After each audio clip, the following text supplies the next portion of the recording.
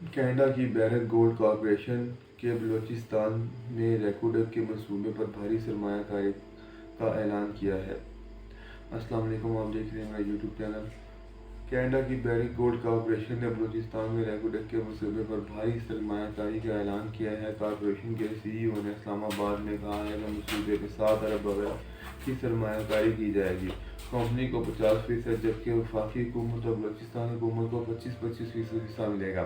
بلوچستان حکومت کو پہلے سال $50 لاکھ رائلٹی ملے گی اور دوسرے سال $75 لاکھ رائلٹی دی جائے گی۔ حکومت پاکستان، بلوچستان اور بیرک کے مابین یہ معاہدہ 40 سال پر محیط ہے۔